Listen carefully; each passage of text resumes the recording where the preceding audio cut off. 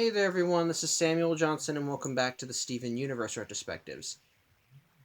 Now, as some of you may have seen earlier, on Twitter I posted that I wasn't going to be doing a new vlog tonight. I won't say that I had a bad day, as while there were things that just kind of piled up a little bit, I wouldn't really call those things bad. I wouldn't really say those things constituted a bad day. It was just things that came up that kept delaying me from doing stuff. What ultimately got me to not want to do the vlog was just kind of being hit with a heavy dose of reality, and, well, it hit me harder than I would have liked. As a result, I didn't think I'd be in the proper state to do a vlog, and unfortunately, I just didn't want to have to subject all of you to that, so I just kind of wanted to skip the whole thing. But the more the night went along, the more I kind of wanted to go back to doing it, because, well, sitting down and watching the show and doing these vlogs, they're things that I do enjoy doing, and quite honestly, I just felt like I needed some positivity right now, so I decided I'd just bite the bullet and get it over with and do the vlog. And and if it looks like I'm rushing through things in this vlog, it's because I just did a 15 to 16 minute video, but I kept having technical difficulties involving Shindy, and at one point I was getting a bit more frustrated than I would have liked, so I figured I'd just scrap the whole thing and try again. So, again, that's just a heads up, so just letting you know. But anyway, enough with that. Let's get to talking about episodes 33 and 34 of Steven Universe, Garnet's Universe, and Watermelon Steven. Garnet's Universe is a silly episode, in all honesty. The framing device for the episode is that Garnet has just come back to the temple after performing a mission, and Steven, quote unquote, ambushes her upon getting home. As such, Steven asks Garnet, well, what did you do? And what did you do today? And Garnet says, well, tell me what you think I did. And the resulting episode is Steven telling Garnet what he thinks she did that day. In this case, her going on an adventure to find a gem that gives you ultimate power, alongside two talking animals named Hoppy and Hopper, who are a frog and a rabbit, who are both voiced by Amethyst and Pearl's voice actors. Them meeting a guy named Ringo, who looks and sounds a lot like Ronaldo, who claims that he was guarding a shrine where said gem lied and was kicked off by a fox. They go to face said fox. He beats them. Garnet trains, beats the fox. Turns out Ringo is a big fat liar. He was actually the intruder and he wanted the gem for himself. Takes said gem, wants to take over the earth. Garnet and co fight him, almost lose, but Garnet is motivated to kick his ass when he takes a photo of Steven that she had on her, turns it into an onion ring, and the anger from that gives her ultimate power, and she kicks Ringo's ass something fierce and takes the gem of ultimate power. So, yeah, it's just kind of silly fun. But I'll get to my thoughts on that later. That's just kind of the best plot summary I can think of. But after that, we get to less zany fun with the next episode, Watermelon Steven. In this case, Steven kind of discovers another one of his powers. In this case, it's creating his own soldiers, so to speak. In this case, how he discovers his power is that Steven and his dad were eating watermelon and were having a contest to see who could do the most stylish seed spits. And Steven wound up winning when he ate a bunch of watermelon and spit a bunch of seeds around while doing a big tornado spin. As a result, he won the contest, but upon waking up the next day, he found that the site of said contest was now overgrown with watermelon seeds, with almost all the watermelons looking exactly like Steven. The gems point out that this was most likely an extension of Rose's ability to make soldiers, but for the most part, these don't seem like these don't seem like soldiers. They seem like average, ordinary watermelons, with the only strange things about them being that they popped up overnight, and they all look like Steven, save for one that looks like a little baby, but even then it looks humanoid. As such, Steven just regards them as regular, ordinary watermelons and tries giving them away, though he eventually winds up upgrading to selling them, when Sadie insists on paying him for his troubles. And thanks to Ronaldo giving him, or just giving him enough hype, a bunch of people do end up buying the watermelons from him, until the point where the only one left is the baby watermelon, which Steven took a liking to. However, as Steven is counting his earnings, Onion comes up and wants a watermelon himself, but Steven says he's out, so Onion just takes the baby watermelon and runs for it. Steven ends up chasing after and demands the watermelon back, and the baby watermelon ends up getting out of Onion's grip and running to Steven to give him a hug. It's all sweet and nice as Steven and the little baby Onion hug, but then Steven's able to put two and two together and realizes if the baby can move, then so can the others. As such, Steven ends up going from place to place, house to house. Hold on one second, I'm looking lopsided. And manages to get each of the watermelon Stevens back, though on his last stop, he ends up going to Ronaldo, who wants to dissect one of the watermelons. Steven tries to stop him, but Ronaldo's not listening, so he tries to get physical and take the watermelon back himself, but Ronaldo ends up retaliating by smacking his hand with a spatula. This in turn ends up it turns out it was a bad call, because this ends up provoking all the watermelon Stevens to attack him, which honestly leads to a very funny scene where the various watermelons just start beating the shit out of him, and Ronaldo is concerned about getting this in the shot. I laughed my ass off because it's funny seeing Ronaldo get punched in the face. As such, Steven, realizing that the watermelons are hostile, ends up going back to the temple and telling the gems about what's going on with the watermelons, but by that point, the whole horde of watermelon Stevens surrounds the temple, and with the knowledge that they can be aggressive, the gems get into battle formation, with Pearl essentially pushing Steven to the back, which the watermelons take as a form of aggression against Steven, and thus get into battle themselves. As such, the gems and the watermelons get into a battle, and while the gems put up a good fight, unfortunately, the sheer numbers manage to get the best of them, and as a result, unfortunately, the watermelons seem to be winning. As such, Steven tries to get the watermelons to back down by saying, "Look, I'm fine, you don't have to fight anymore," but they're not listening, so he's wondering, well, what can I do? What can I do to stop them? And so the baby watermelon decides to bite the bullet and punches Steven in the gut. This in turn causes the other watermelons to turn on the baby watermelon, who, based on the fact that he's just holding out his arms and closing his seed eyes, does make it clear this was his intent all along. As such, while Steven sees this and tries to get them to stop, by the time he gets to the little watermelon baby, it's too late. It has been killed, its insides hollowed out, and the chunks of its body now filled up with watermelon triangles. It's kind of morbid when you stop and think about it. As such, Steven ends up taking what's left of the baby watermelon and says, "Do you think this is what I wanted?" He sacrificed himself just to get you guys to stop, and at this point, and he ultimately orders the watermelons to just leave and not come back until they realize the sacrifice this little guy made for them. And so the watermelon Stevens end up trotting off to parts unknown, for now at least, and Steven laments that they're now their own watermelons, while the gems just kind of are comforting Steven. Before Steven takes a bite of the little watermelons, and the gems rightfully look horrified. So, yeah, that was watermelon. So yeah, those are the episodes. So, of course, let's talk about my feelings on the first episode first. On the first of the episodes, in this case, Garnet's Universe, which, as I said, I think is just weird, silly, zany fun. For the most part, the episode is filler, and I openly admit it's not for me. I don't think it's inherently bad, and I do kind of admit when you kind of accept it as silly, stupid fun, it is enjoyable. There is some fun to be had when you just kind of turn off your brain and tell yourself, not taking this seriously, it's just Garnet talking with fighting with talking animals, and taking out her frustrations on a guy who looks like Ronaldo. And as I mentioned, part of Ronaldo's charm is seeing the shit kicked out of him. So, seeing a guy who looks and sounds like him, well, next best thing.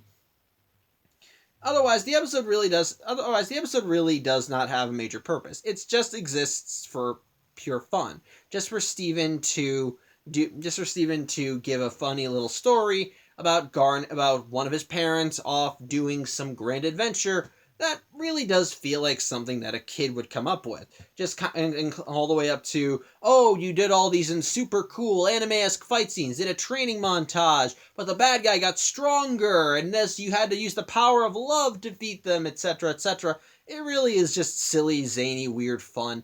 And while I admit this probably isn't one of my favorite episodes, and I probably wouldn't go back to it for a rewatch, there is still some enjoyment to be had, and while I may not be a big fan of it, I can see why others would enjoy it, and I can probably much give it a thumbs up. Again, I wouldn't go back to this episode on my own time, but I can see why a lot of other people would. There is, however, two things about the episode that I noticed, as while for the episode is mostly filler and told from Steven's point of view, there is some character stuff there for Garnet, even if it was put in there accidentally. Case in point, the first part is about Garnet being fueled by love. While this doesn't come up until later, when it comes to Garnet, love is a big driving factor for her actions, her motivations, and it makes and like I said, while this is something that Steven probably came up with, the idea of her finally going all out if it means protecting someone she cares about, that's actually very consistent with her character, and even if it was just something that Steven came up with, it does come back again in later episodes and does fit into who Garnet is. Because Garnet, while she may be all stalwart and strong, does care about her teammates and her family, and will do whatever it takes to protect them, especially if it means going all out. Which actually kind of leads into the second thing about the episode I noticed regarding Garnet's character, her flaws. I didn't notice this until later on after I did the Indirect Kiss vlog, but one of Garnet's arcs throughout the series seems to be about maintaining a facade, so to speak, keeping it together. And I think this episode does showcase that at least a little bit. Again, this is mostly just something that Steven came up with, but one scene in particular that seems to show this, and is consistent with other episodes, is early in the episode when Garnet shows her friends, Hoppy and Hopper, a picture of Steven. And she mentions how, I love Steven, he's one of the most important people in my life. And they ask, well, have you ever told him that? And she says, no, I'm not strong enough. Well, this is most likely Steven projecting, because Garnet's probably not said something like that to him, but she's Garnet and she's strong and he knows that she loves her, so of course he's going to embellish a little. But the thing is, Garnet is not as strong as she makes herself look. While she's the leader of the Crystal Gems, as the leader, she has to keep up a strong front, a bold face. But as a consequence of having to do this, she kind of has to limit how much emotion she shows. She has to look stalwart because people are always coming to her for answers. And as a result of this, it can get pretty hard when things don't always go your way. When things get difficult and people come looking to you for answers and you have none, well, it can get frustrating. And we have seen that in other episodes. Going back to an Indirect Kiss, when the gems kept looking for solutions to help heal Amethyst's cracked gem, you could see her subtly getting more and more frustrated, but doing everything in her power to try and keep it in check. Case in point, when she got silent, when she started going for quick solutions by smashing things into the brambles to air her frustrations, it is something small, but it's clear that while Garnet likes to look strong, under the surface, she might be holding back a lot of pressure. So, again, it was probably unintentional. It was probably because, again, this is an episode that Steven did. Or maybe it was intentional, and this is the way the showrunners are doing subtle foreshadowing for future episodes. But at the very least, it is interesting and it does help further shape more of Garnet's character arc, so I'll give it that. But again, otherwise, it's filler. Silly, zany filler, and probably falls into the stupid but fun kind of stupid style of entertainment, which I'm all for. It may not be for me, but I can't say this episode is bad, and if you enjoy yourself, and if you're a fan of this episode, then by all means, go ahead and like it. But as for Watermelon Steven, this episode is definitely a lot more definitely feels more emotionally charged in the end with the sacrifice of the Watermelon Steven, but ultimately it does fall back more into the Steven Universe style of progression. In this case, Steven learning a new power, and, well, as he learns to control it, things do get out of hand. Again, it is kind of interesting to see because I do like how things go. Because in the beginning, the only strange thing about the watermelons is that they popped up overnight and that they look like Steven. But as the episode goes along, you do start to see that things are not exactly right with the watermelons because, well, or at the very least you get a feeling for it, actually no, scratch that, when the revelation that the watermelons really are alive with how the baby comes after Steven when he orders it to, well, eventually it does become you got to protect these things. But then when you learn that they actually are hostile and will attack anything that they perceive as a threat to Steven, well, at that point, it becomes a matter of not getting on their bad side, which, as we've learned with the gems, their primary solution for a lot of things is hit first, ask questions later. And so, once they learn that they're aggressive, well, they just decide, we gotta get rid of these things before trying to actually understand them.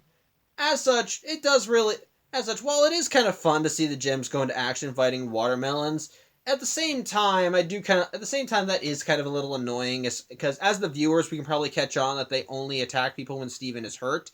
And eventually, Steven does realize that too, but by that point, the violence has already escalated to the point where that they're not listening to him, either side. As a result, the only way to truly end the violence was to create a sacrifice. In this case, unfortunately, the little baby watermelon. And despite the fact that it's a little baby watermelon, that does kind of hit a little harder. Because ultimately, it does feel like a very heroic sacrifice. The little watermelon sacrificing itself for the sake of ending the fighting. But ultimately, from this, Steven is able to assert control over the watermelons and just kind of send them off. It ultimately feels very bittersweet in a way. Just having the sacrifice of this what looked to be this purely innocent bystander in the form of the baby watermelon, but ultimately it was one that needed to happen because, well, neither side would listen until then. Though there is still some humor to be had in the fact that these are essentially watermelon doubles of Steven. Like when Ronaldo is trying to dissect them and, again, is getting his ass kicked, which is hilarious. Or when during the battle with the gems, when the watermelons end up ganging up on Amethyst, they plan to bury her funeral style, and as she's crying about how they're going to bury her, one walks up with a bouquet of flowers, and as she's crying, she said, "Oh, those flowers are beautiful!" That's actually kind of funny. And while the little watermelon sacrifice is sad, at the same time, how they killed him was that they turned him into a parfait. That's kind of ridiculous, but also hilarious. And I love the fact that the episode ends with Steven lamenting what had to be done in order to stop the watermelons, and then taking a bite of the little watermelon's insides, which again is kind of morbid when you stop and think about it. It's actually kind of funny. It's kind of funny in a screwed up way, and I think that's the best way to describe this. It's funny, but it's also kind of bittersweet. The bittersweetness comes from the fact that they take such a silly concept but run with it so well, and how it ultimately comes together is with a noble sacrifice. And yeah, again, you have to remember that these are watermelons, but at the same time, the fact that the little watermelon that you kind of did grow attached to so well, especially since the first thing it did when it came to life was give Steven a hug, and kept giving him a hug even as Steven realized the implications of that if this thing was alive, then so were the others. But at the same time, there is still some bittersweetness to having it sacrifice itself. In a way, it kind of falls into the same realm of the fun kind of stupid that the last episode did, but goes in a different direction with it. Whereas that one embraces stupidity in the way that it decided, let's go all the way. This one says, let's embrace the stupidity and use it to play with our audience's emotions. And as a result of this, if you can embrace the kind of silliness of having walking watermelons act as your soldiers, it can ultimately make you accept that, oh, then there's this little baby one that's actually kind of cute. Oh no, it's going to get killed. And as a result, it can kind of make the whole episode. And as a result, even when you constantly know these are just watermelons, why am I getting emotionally attached? Because you think that when something actually does happen that's sad, well, it does kind of get to you a little and does kind of hit a little harder. Though they don't forget the humor entirely, because even as Steven is chewing out the watermelons for the little one's sacrifice, there's like one of them who's using a donut as a hat because Sadie put one on put a watermelon or put a donut hat on her watermelon, Steven. And as the watermelons are marching off, a seagull swoops down and takes one and flies away, and all it does is just wave goodbye. It's again, they don't take it too seriously. It's clear that they're just trying to have silly dumb. It falls into a similar vein of silly fun, but they embrace it enough so that you can get emotionally invested and ultimately want to see where things go, which I like. I like that. So, yeah, overall, both episodes kind of fall into silly, stupid fun, but like I said, they both kind of go in different directions with it. Garnet's universe embraces it fully and decides, let's go all the way, while Watermelon Steven embraces it enough so you can create emotional attachment while also creating a bittersweet feeling, while not forgetting entirely that there's still humor to be had. So overall, both episodes are fine. While Garnet's Universe may not be one of my go-to episodes, I can see why people would like it, and the Watermelon Steven episode is silly enough so that you can get some laughs, while also being emotional enough so that you can get invested in the story and ultimately feel something with how things go, especially with the little one sacrifice. So, yeah, I think that's about it. Thank you for watching. I hope you're able to enjoy this. Chindy is currently biting down on my hand as I try to keep her from going nuts. You know what? You're in the shot now. So, I hope you have a good night, and I hope you enjoyed yourself, and I hope that me rambling on about the cartoon about the kid with a pink gem in his belly button did in some way brought you joy. Because it definitely helped me a lot. So, yeah. With that said, thank you for watching. I'm Samuel Johnson, and we'll see you next week. Take care.